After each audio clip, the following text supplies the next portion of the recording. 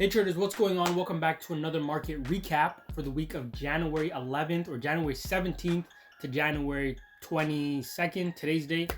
Let's just jump into it. We took about 6 trades in the Telegram this week on the major pairs. And we're just going to go look over those pairs really quickly. Just to tie in, give us some thoughtful opinion on why we actually look to take these trades. And next week, we'll go into the advancements that were made, the adjustments that were made to properly send good signals, just send good trades, make sure they're sent efficiently to the Telegram chat. So here we are looking at AUD USD, and we had the bias for sellers this week because last week's candle was a bearish candle. Yeah, so if we go to the weekly time frame, we can see last week's candle was a bearish candle. So that's the bias that we're going through with this week. Now, as we went into this week, we actually seen the rejection right around here. We sent this trade out to the Telegram where we took this trade, and it did not last long.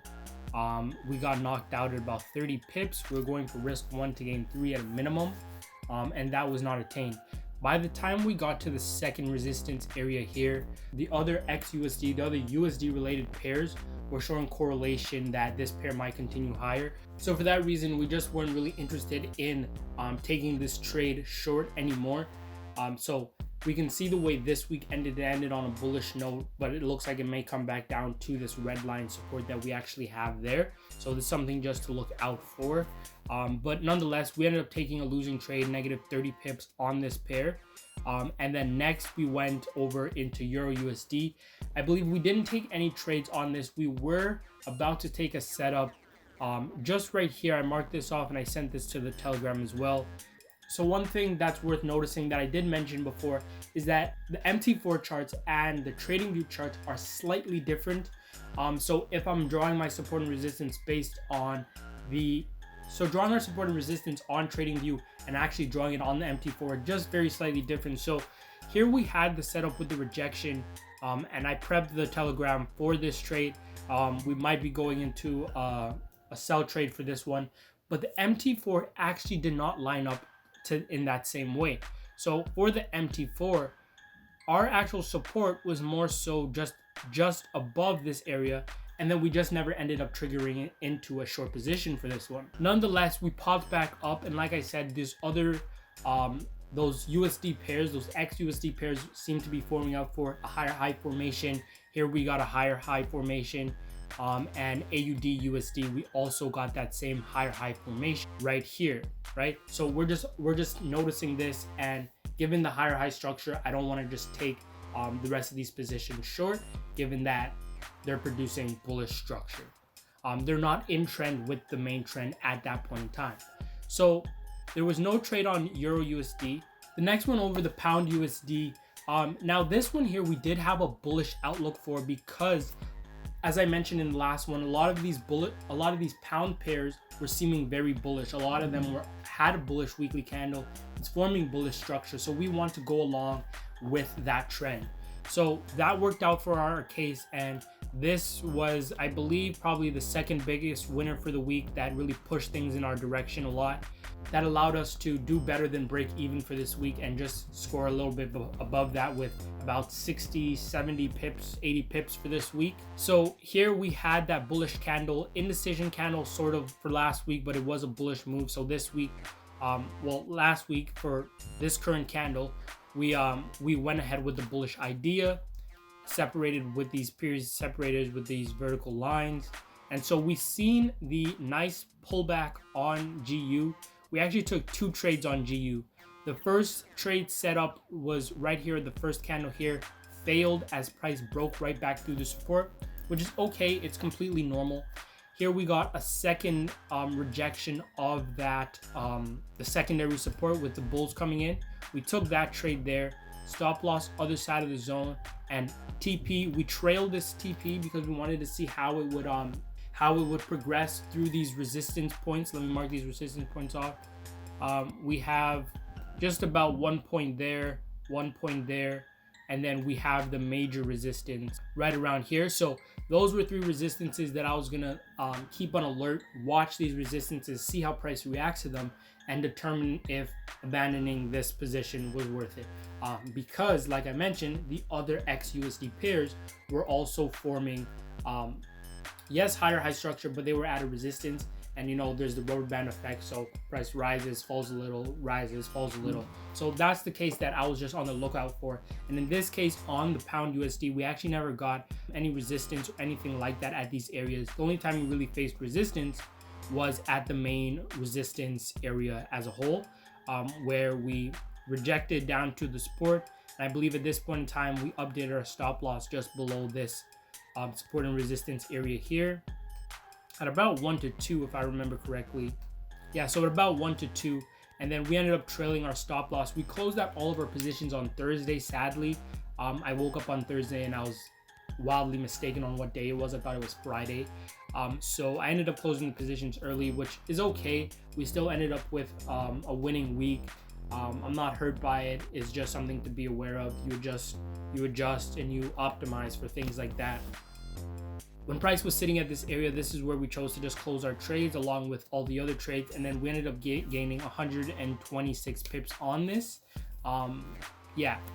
So the next position, NU, we actually didn't hop into a position on this at all either. Here we had that bearish bias with last week forming downtrend structure, formed a bearish weekly candle. We can tell because the open is right here and the close is down here. So as we pulled up to the first resistance area, we didn't even get a rejection, anything like that. This area more so, we did get the rejection. We got the hesitation of price sitting at that area with the consolidation, but nonetheless, I'm taking correlation into mind.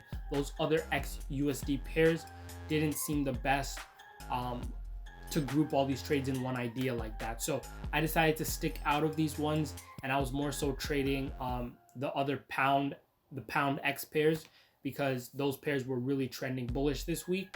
So that those are where our majority of trades did come from, but those aren't being updated in the public Telegram.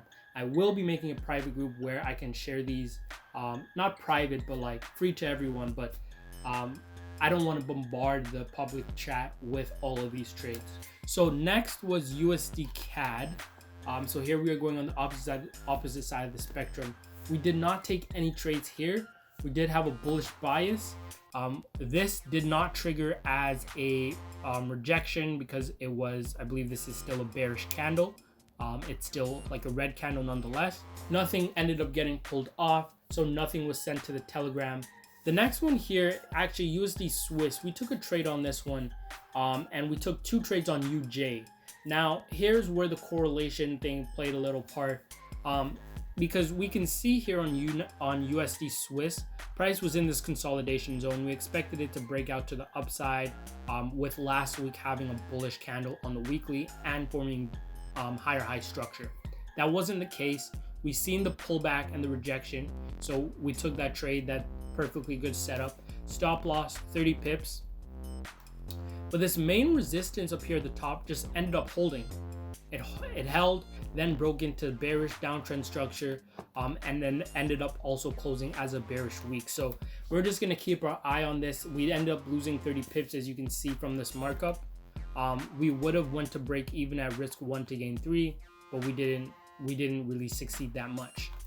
Here is the last pair that we traded for the week, USD Japanese yen. So we took about 2 trades on this. I believe our first trade was right here at the beginning of the week, with this rejection on the first candle, right? These are all sent to the Telegram, by the way. You can check them out there. Stop loss maybe about 30 pips minimum, and then our stop loss was hit maybe within the next day or so.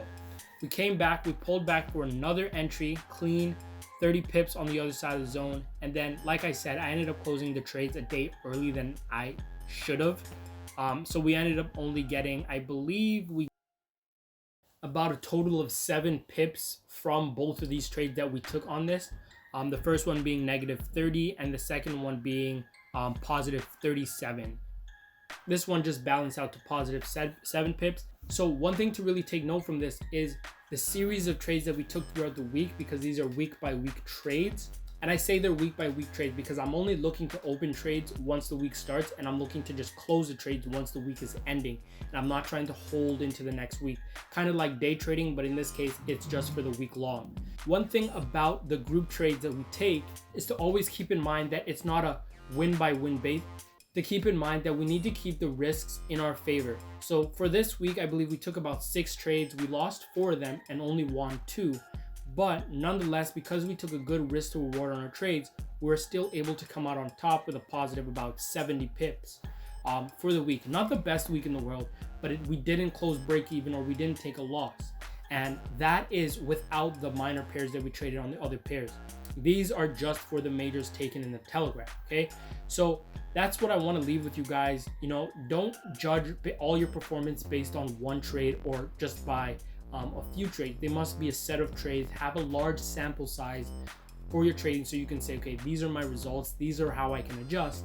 And just like into next week, I know how I can adjust to send trades better to you guys. So that's all I really want to say for this video, guys. Thank you for tuning in. If there's any other type of content, any other type of trading videos that I can put out, just let me know in the comment section. Make sure you guys like, comment, and make sure you're subscribed so you can stay tuned for the rest of the videos.